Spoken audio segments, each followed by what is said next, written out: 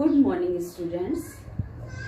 Today I am going to explain you a very beautiful poem, Character of a Happy Life, composed by Sir Henry Wotton, who was a famous scholar and critic of the 17th century. Character of a Happy Life. क्या समझ में आ रहा है आपको title से? What the poet is going to tell you in this poem? क्या बताने जा रहा है कवि आपको? Actually, this is an inspiring poem. बहुत ही प्रेरणादायक, प्रेरणा देने वाली पोएम है ये.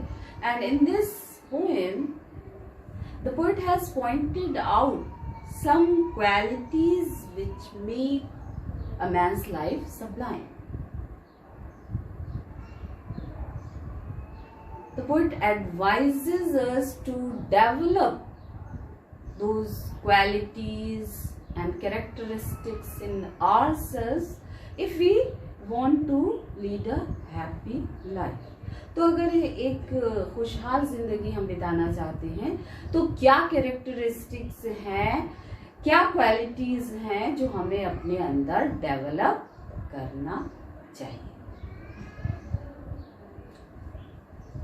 Now, I will read the poem.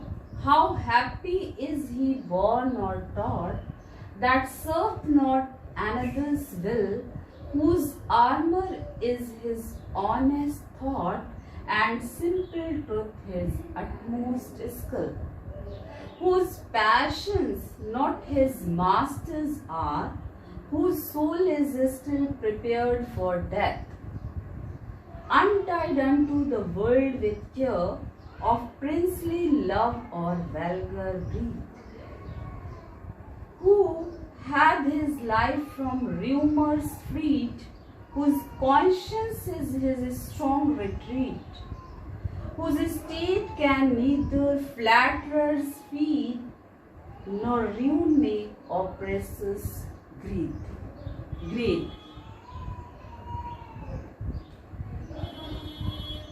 How happy is he born or taught, that serveth not another's will. Served means serves. Another's will. Will का मतलब क्या है? Will means wish, desire. Another's will, दूसरों की इच्छा. So the poet says, a happy man is he who does not act, does not act according to the will of others. एक happy man वो है जो कि दूसरों की इच्छा के अनुसार काम नहीं करता. मतलब he is not dependent on others, वो दूसरों पर निर्भर नहीं है. He acts according to his own desires, अपनी इच्छा के अनुसार वो काम करता है. He cares only for his own ideas, सिर्फ अपने ही आइडियाज की वो परवाह करता है. Means he is independent in his thinking and actions. तो वो अपने काम में और अपने थिंकिंग में बिल्कुल फ्री है, इंडिपेंडेंट है. Either he has this quality by birth or he has been taught to have it. या तो जन्म से ही उसके अंदर ये क्वालिटीज हैं, जन्मजात, पैदाइशी, या फिर उसने क्या किया है, इसको सीखा है, उसे सिखाया गया है. Whose armor is his honest thought. Armor means defensive covering, सुरक्षा कवच. Honest thought means noble ideas. जो ऑनेस्टी है उसकी, ऑनेस्टी वो क्या है, उसकी आर्मर है, उसका हथियार है, सुरक्षा के लिए उसका हथियार है. Means he is honest in his conduct and honesty is the only weapon with which he protects himself. He does not need any other armor और वेपन, किसी भी उसे सुरक्षा कवच की आवश्यकता नहीं है, क्योंकि ऑनेस्टी ही उसका क्या है, सुरक्षा कवच. तो which figure of his speech the poet has used in this line? Whose armor is his honest thought.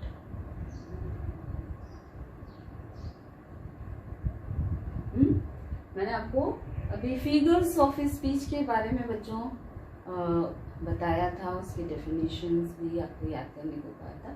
तो यहाँ पर कौन सी फिगर ऑफ स्पीच का पोएट ने यूज किया है? There is a beautiful use of metaphor in this line, whose armour is his honest.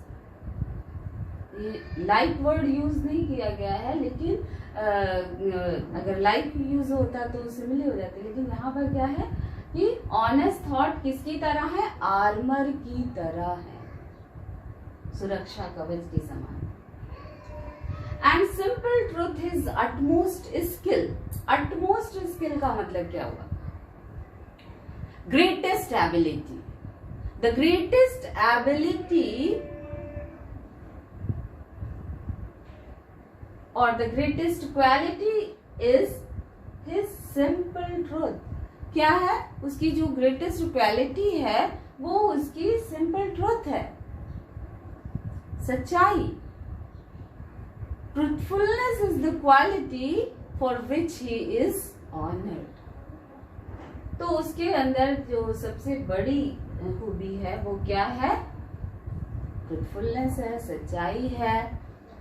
तो पोएट ने इस स्टैंजा में क्या क्वालिटीज आपको बताई हैं जो हमें अपने अंदर डेवलप करनी चाहिए?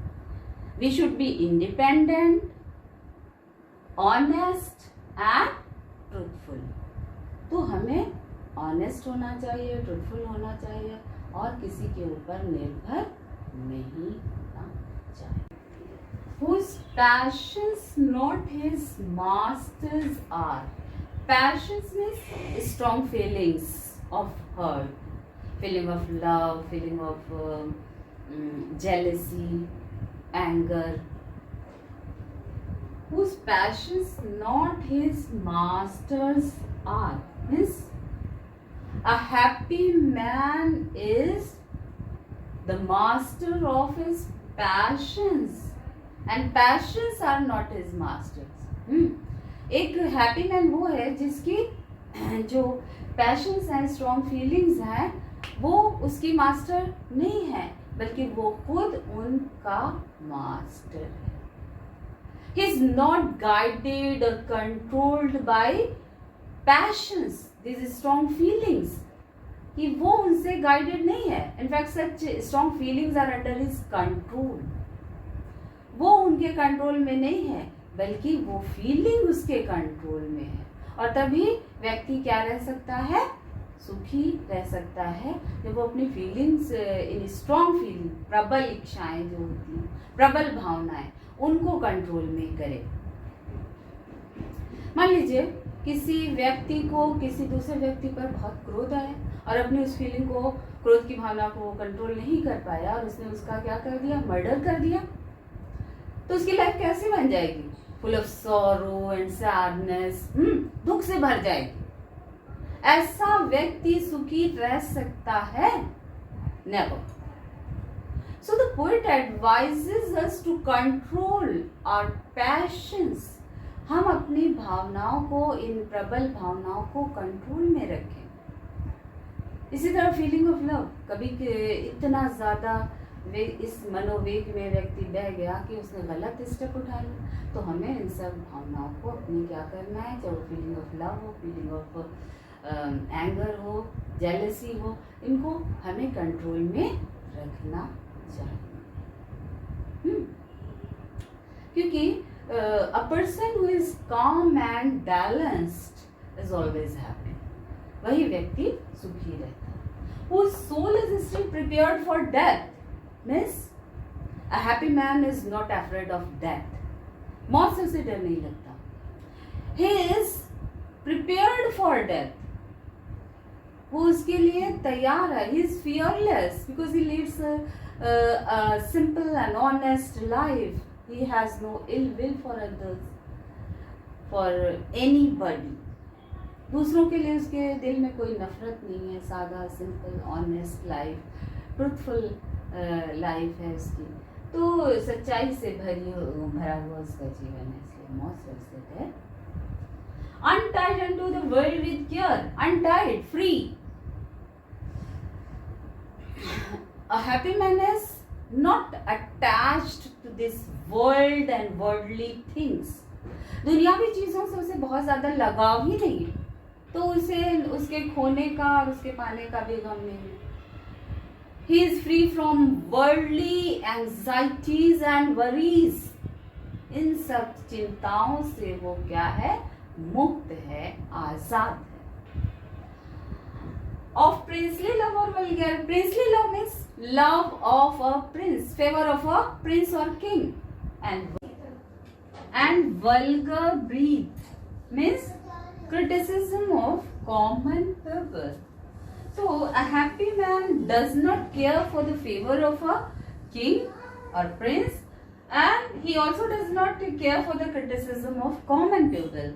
ना तो उसे किसी किंग का फेवर चाहिए और ना ही उसे लोगों की आलोचना की परवाह है कि लोग उसके बारे में क्या बातें करते हैं. प्रिंसली लव का मतलब ये है कि जो अमीर लोग हैं, रिच पीपल हैं, लोग उनके फेवर को पाने की कोशिश करते हैं और अगर नहीं मिलता तो वो परेशान होते हैं, वरीड रहते हैं.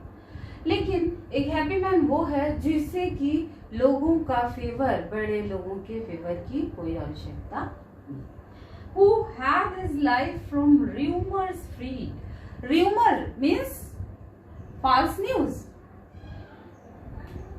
His life is free from rumors. Rumors have no effect on him. एक हैप्पी मैन जो होता है उसके ऊपर किसी भी रूमर का, false news का कोई असर नहीं पड़ता. Whose conscience is his strong retreat. Conscience means inner voice, आत्मा की जो आवाज होती है, अंतरात्मा की आवाज. Strong retreat. रिट्रीट मीन्स शरण, जहां हम शेल्टर, जहां पर हम शरण लेते हैं. तो a happy man has a strong faith, deep faith in his conscience. उसका जो है अपने कॉन्शियंस पर बहुत उसको भरोसा है और वो उसी की शरण लेता है. मतलब उसी शरण लेने का मतलब क्या है कि he is guided by his conscience. He listens to the voice of his conscience. कि वो अपने अंतरात्मा की आवाज को सुनता है, क्योंकि जो हमारी कॉन्शियंस है, हमारा जो अंतरात्मा है हमारी, वो हमेशा हमें सही रास्ता, राइट पाथ की ओर ले जाती है. तो हमें अपने अंतरात्मा की आवाज को सुनना चाहिए. Whose state can neither flatterers feed. Flatterers, a person who praises too much. जो बहुत ज्यादा क्या करते हैं लोग? फॉल्स प्रेज करते हैं, झूठी तारीफ करते हैं, वो फ्लैटरर्स होते हैं. तो हैप्पी मैन के ऊपर फ्लैटरी का कोई असर नहीं होता. He is not influenced by false praise. वो फॉल्स प्रेज से बहुत ज्यादा उसके पोजीशन में कोई चेंज नहीं आ जाता. लोगों की तारीफ कर दो, झूठी तारीफ, तो वो क्या हो जाते हैं, उसको सच समझ लेते हैं, प्राउड फील करने लगते हैं. लेकिन flattery does not fill him with pride. एक हैप्पी मैन जो होता है उसे फ्लैटरी, उसे फीलिंग ऑफ जो प्राउड होती है वो उससे भर, प्राइड की फीलिंग्स उसमें नहीं आ जाती. उस nor ruin me oppresses great. Ruin means destruction, oppresses cruel person. If any cruel person does any harm to him, he cannot get anything which may make him feel great. तो अगर कोई भी उसके जो एनिमी है वो उसे क्या करना चाहते हैं, उसकी बर्बादी पर हंसना चाहते हैं और सोचते हैं कि वो उन्होंने क्या कर दिया, उसको बर्बाद कर डाला है, लेकिन वो उन्हें ग्रेट बनने का मौका नहीं देता। His enemies can get nothing of his loss. तो उसके लॉस करके, उसका नुकसान करके भी वो आदमी, उसका एनिमी खुश नहीं होगा। क्यों? Because he does not care for the worldly pleasures and sorrows. दुनियावी सुख दुख का उसके ऊपर कोई असर ही नहीं होता। तो इन चीजों का कोई उसके ऊपर असर नहीं होता। In this way, these qualities help a man to lead a happy life. Is it clear to you? आपको ये क्लियर हो गया?